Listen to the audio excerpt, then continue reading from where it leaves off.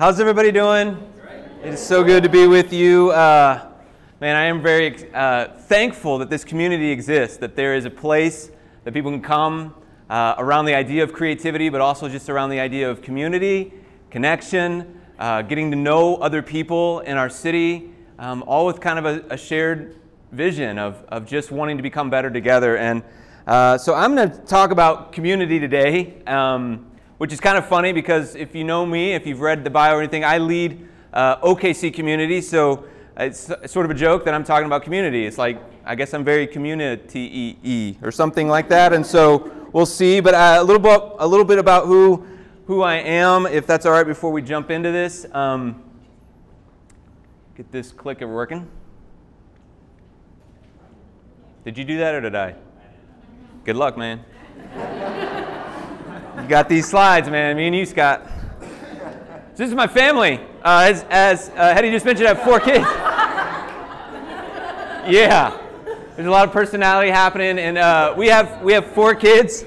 My wife Christy, she's here with us, and we literally started a small community, and so it's kind of a theme in our life, and we never thought we'd have 4 kids. It was just not something we ever saw ourselves doing. But the funny thing about 4 kids is he's right. It is, we're not playing one-on-one anymore. But it's like the world is not set up for a family of 6.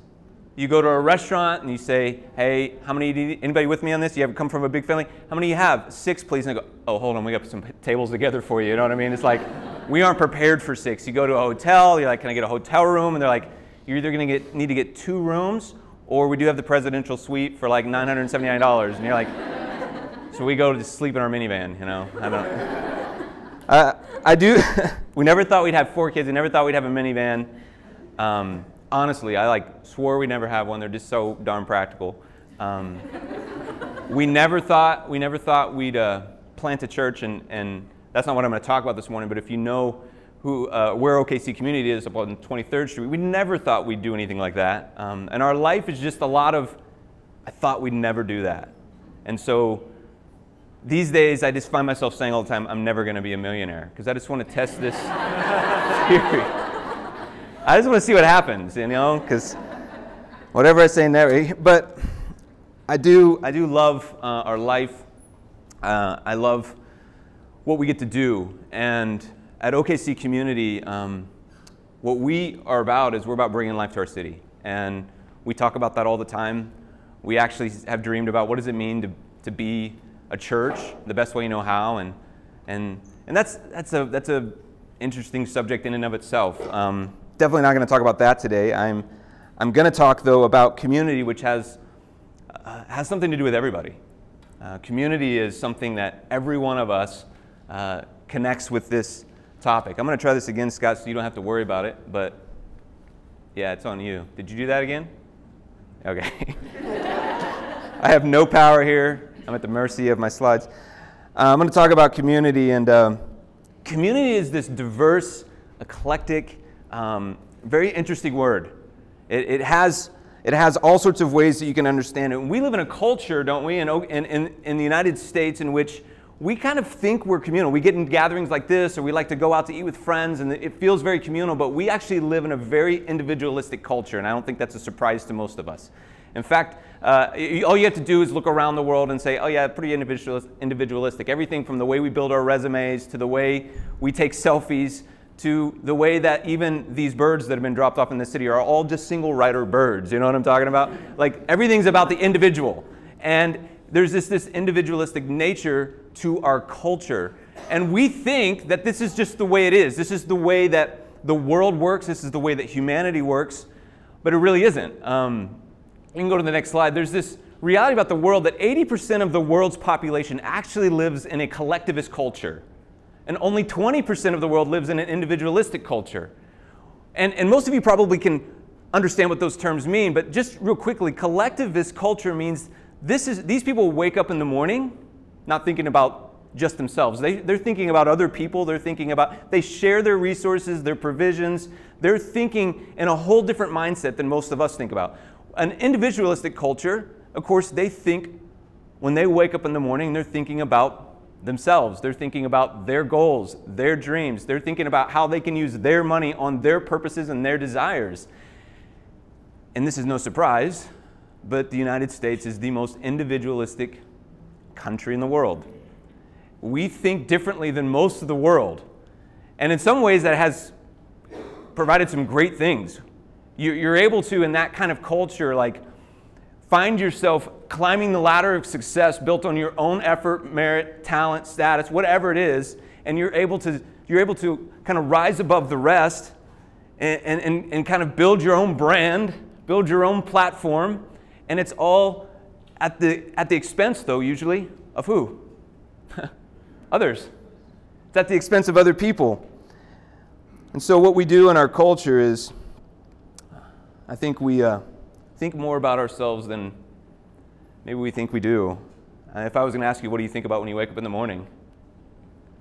Most of us are thinking about ourselves.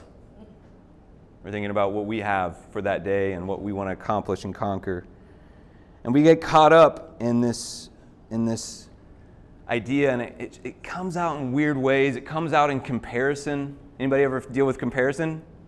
When you're looking at other people's success and going, why haven't I got there? Or you're looking at other people's Instagram, there's just the comparison to others, and how do we measure up with one another? And we're trying to figure out how we can get ahead, and we compare more than we collaborate, don't we? The question of what you do in this world. Man, you ever been asked the question, what do you do? And have you ever had the moment when what you were doing, you weren't too proud of what you were doing because it wasn't quite good enough? And so when someone says, what do you do? You're like, oh, and you're like struggling to get it out because you know it not only says something about what you think about yourself and the value of what you do, but you're really worried about what they're going to think about what you say. You know what I'm talking about? You know, when you're in college and someone says, you know, what are you majoring in? And you're like, oh, I'm a pre-med. You're like, oh, wow, that's amazing. And then someone says, university studies. And you're like, okay.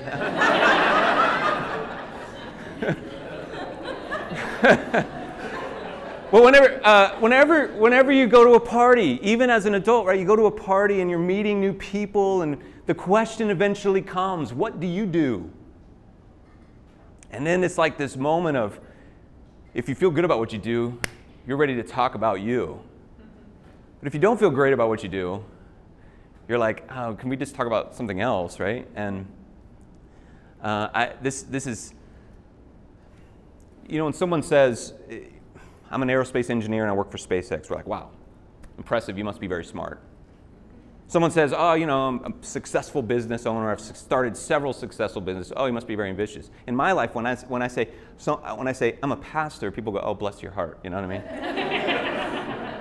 I was on a vacation, and literally, I hate this question, and when I'm on vacation, I really don't want to talk to people. I'm talking to this person, and he says, hey, what do you do? And I'm like, oh, crap, here we go.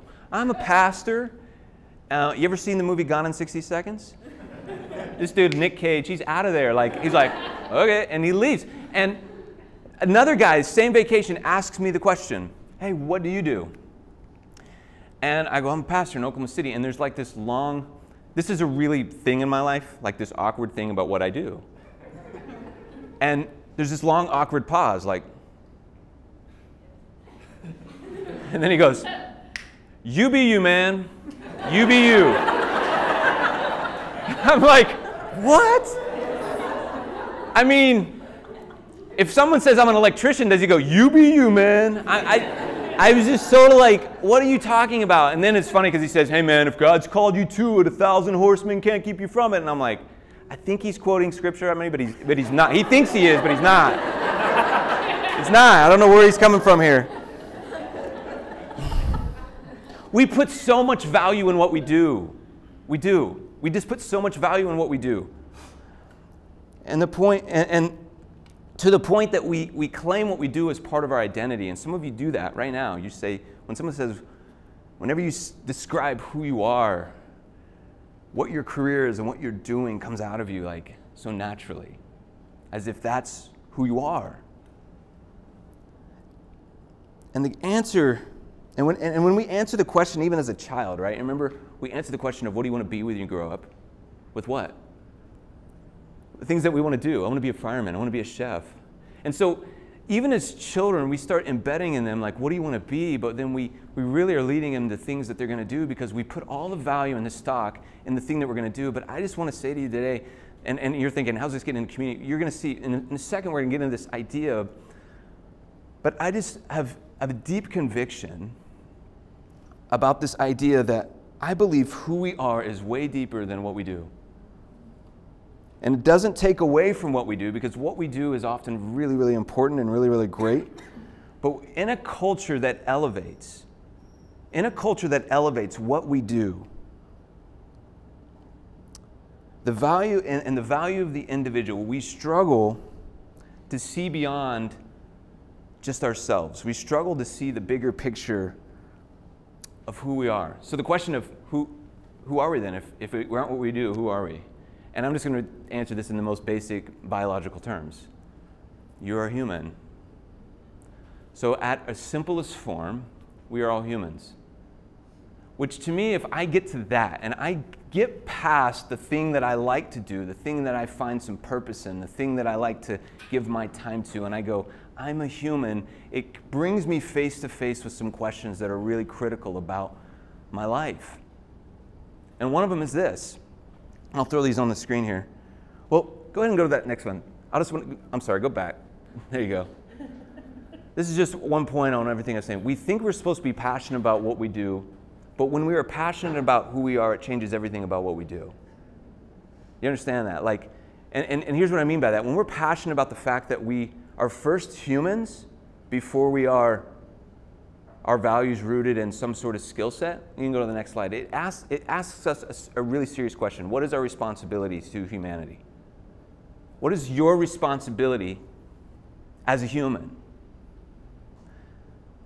Meaning, not only to humanity as a whole, but to our city and to our neighbors. Do we have any responsibility to them, or are we only responsible to ourselves? Because in an individualistic culture, you are really only responsible for yourself. But is there something communal, and is there something bigger that we have to think about beyond just what we do, but about who we are, the fact that we are humans? And the humanity in us calls us to something more than just ourselves, doesn't it? And so when I ask ourselves, are we responsible or do we have a responsibility to humanity? What is it? That could go everything from to the poor. Do we have a responsibility for the poor, for the elderly, to the refugee? Do we have a responsibility to those who are different than us? Do we have a responsibility to those that we disagree with? Do we have any responsibility for any of that, or are we only responsible for ourselves? And I think all of us would like to say, no, there's responsibility and all those things. And this is a very challenging question for us today. What is our human responsibility? At the core of our identity, we share a reality that we are all human. We all have the miracle of life. We're living and breathing. And if my whole life is about advancing myself, I feel like I'm betraying the core of my identity. It feels inhuman. You know, are you with me? It feels inhuman to make a life about me. Am I fighting for every square inch of credit, every square inch of physical property, intellectual property? Am I fighting for every square inch to claim what's mine? Because when I seek personal glory, for some reason, it just makes me feel a little bit less human. Are you with me? Anybody tired of the self-promotional game we have to play in life? Oh, it's so exhausting. I sometimes struggle with the fact that I'm a creative. So I'm a creative, just like many of you are. I actually scale out on all those tests as a creative person and all that kind of stuff. I don't know what that means, other than my mind works in a creative fashion. And I think what's interesting about creatives is we like to put our fingerprints on things and step back and go, that's what I created. And we get a lot of pride in that. And we don't like to really share that. You know what I'm talking about? I struggle to share sometimes, like, no, that's mine. And I struggle to share. But the other thing, the other side of the creative that's a really beautiful thing is we have to live in the tension of, yeah, we're creating something that God or whoever's putting in us. But there's also this side of us that goes, you know what, we can be better together. We can actually create more together with others. So the beautiful thing about that guy saying, "You be you, man." You be you, man. I always try to figure out how to do the Philly accent. I'm not doing it. You be you, man. You know what I'm saying. He's from Philly. Anyway, West Philly, b-ball, all that kind of stuff.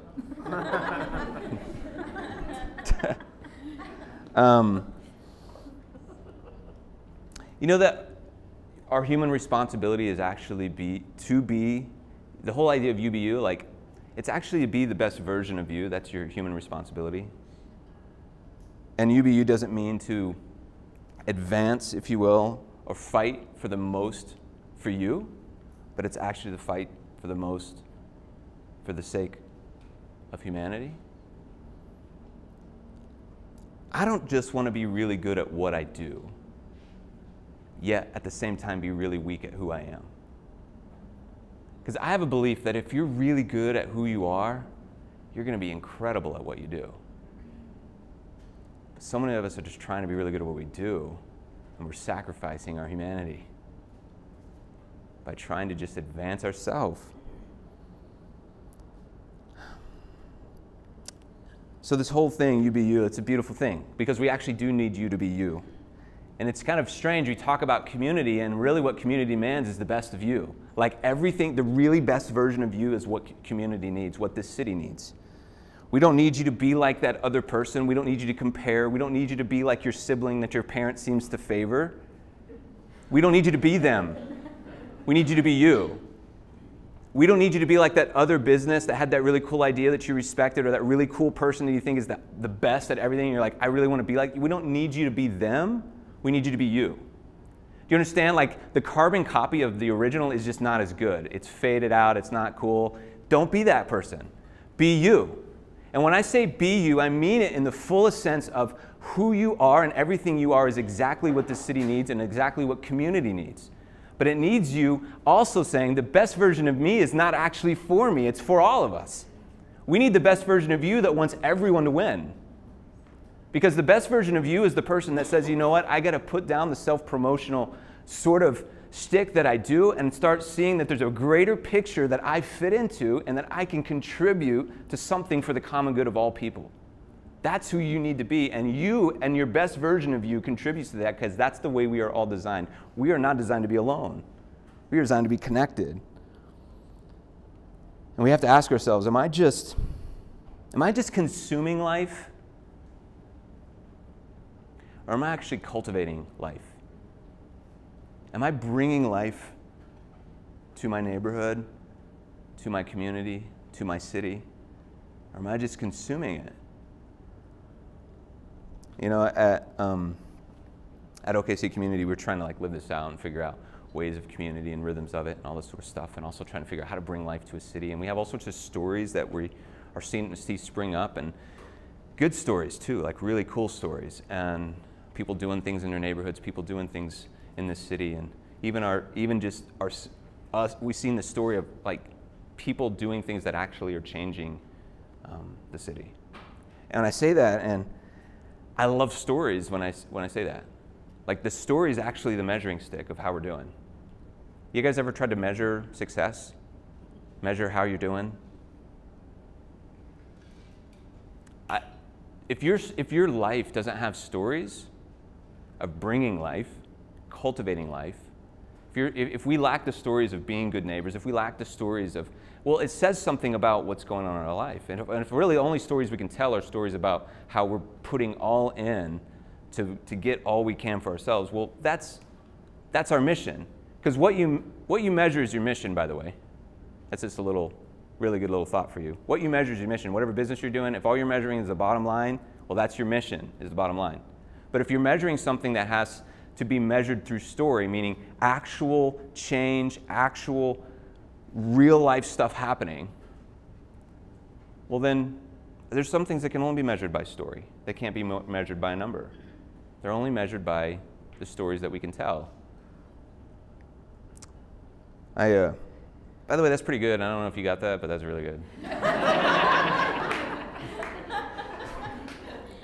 Might remember that one. We're trying to live this out in our family too, and for the last 7 or 8 years, every day when my kids get out of their car and they're going into school, I've said, hey, today do things that, and then they fill in the last word together and they say, matter. So we say this, do things that matter mantra every day. And our kids have come to understand that as like, hey, we want you to really go be the best version of yourself for the sake of others. You know, encourage other people, be loving, be kind, be generous, all those sorts of things that we're trying to instill, because we're actually trying to cultivate in them the best version of themselves, right? And when I say that, we sit around a table then in the evenings oftentimes and we tell stories about the things that they're doing that matter. And we're able to say, okay, yeah, that's the story that we wanted to hear. We don't want to just hear about your 95% on the spelling test. We want to hear what you did with the friends in the day. How did you bring life? How did you cultivate life? How did you actually cultivate a better humanity? And these are the stories that really matter to us. And we do this silly thing every year called the Doing Things That Matter Award in our house. It's like so goofy and so crazy, and we dress up weird and all this kind of stuff. And we just do this with our kids, and then we tell stories and celebrate the things that they did to cultivate and bring life throughout the year, things that really mattered. And we do this every year, and it's fun. We have a blast, and our kids are starting to be changed, and they're becoming people that don't just have goals that really are about themselves, right? They want to see their friends and this community better. They want to see good things for the sake of everyone. So I tell you that because what you measure is your mission. And we're trying to learn how to live by measuring the stories we have in life. And I believe for all of us, you have to ask yourself, what am I thinking about when I wake up in the morning? Am I thinking about something bigger than myself? And when I think about community, there's a lot of ways to talk about community. But to me, for us today, it's a challenge to say, am I living thinking about anybody else in my life consistently? Am I dreaming, and I might have this up there too, we talk about this little idea, that you're dreaming for and with the people and places you intersect every day. You're not just dreaming for yourself, you're dreaming for the sake of what you're around. Because the world around you is brimming with the potential to bring life to it. Like it's just like full of this like potential, and it needs someone that says, you know what, I care more about that than just about me. So what if we shared, and you can go to that last slide there. I think it's the last slide. Yeah, not another one. Sorry, not last one. See, creativity is often heralded as an individual expression. But what if creativity in the best of ourselves was expressed in and for the sake of community? What if creativity was expressed in and for the sake of something bigger than yourself? What if the city, what if your neighborhood, it was part of what you started thinking about when you woke up in the morning? What if the problems of the world weren't just things that you occasionally had empathy for, but what if some of the best minds in Oklahoma City became the hands and feet and became the people who actually cared about the things that really matter? And we started having all sorts of stories to tell about how we stepped in to bringing life instead of just consuming it. You know what the best cities have? The best humans. Do you know what the best communities have? The best community. And do you know what the best neighborhoods have? The best neighbors. That's what they have. And I think for us, inside that for me is just this like compelling hope to say, you know what? We can be better. We can actually, we live and work and play together in the same city. But not enough of us are for one another. We compare and we compete. And I think that there's a new day for us as young leaders, right? It's that, you know what? It's not just about me. It's about us doing something, using all of our gifts and talents for the common good of humanity. Because at our core, we are all humans. And we all need one another. And I think some of us are so tired that we're ready to put the person to rest that is just trying to get ahead. That person that is always just I don't know if you ever feel the weight on your shoulders of just trying to move your life forward and be successful. I'm not saying don't be successful. I'm saying realize you're not alone. Work in the context of community and lighten the load on you so you can actually experience the life that you should live. The great tragedy of a culture, and I'm about done. The great tragedy of the culture is when its citizens live for the betterment of oneself instead of the common good of all humanity. That's the great tragedy of any culture, is when the citizens live for the betterment of oneself. So I want to close with two things. Now you can go to the last slide. These are encouragements that I would give you. For you to be you, man. You to be you. You to be you for more than you, though. You get it? For you to be you for more than you. Are you with me? That's when you say, yeah, I'm with you. Are you with me? Yeah. Yeah, that was okay. Two things I want to encourage you with. I actually want to give you something to go do, right? But it's about, these doing things are really about who we are. Invest in who you are. By the way, this is not on the screen. Whenever you're having a conversation with someone, I'm not saying never ask the question what you do, but before you ask the question what you do, try as long as you can to just talk about who they are.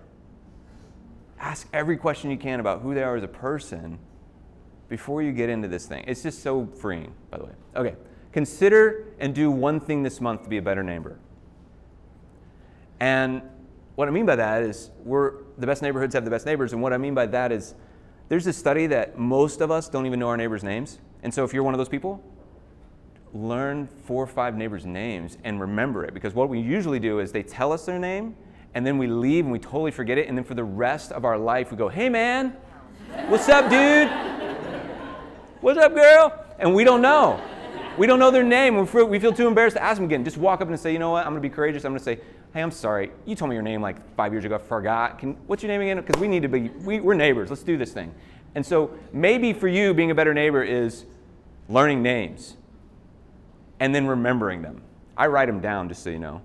I write them down so I'll remember them. I put them on. We actually have a thing on our fridge that has our neighbors' names on it. So we remember them. So when we see them, we call them by name and we start a conversation with them. And then the second thing we do, once you get to know their names, we have them over. We throw a party. We do stuff like that, right? So the other thing, what is one story you want to be able to tell in a year from now that isn't about individual accomplishment, but about being a part of something bigger than yourself? That's going to take some time, but I want you to take a picture of that, write it down, whatever you need to do. And I'm hopeful that this will actually be like, I really want to think about that because I do want to tell a better story than what I've been telling. Because maybe the last year of your life has been a story of just striving. You know what I'm talking about? Working hard, grinding it out. Maybe, just possibly, the idea of being a part of something bigger than yourself, like if you could tell a story like that, that'd be something that'd be freeing for you, exciting for you. So what is one story you want to be telling a year from now that isn't about individual accomplishment, but being a part of something bigger than yourself? Those are my 2 encouragements to you. Thank you guys so much. It's been a pleasure.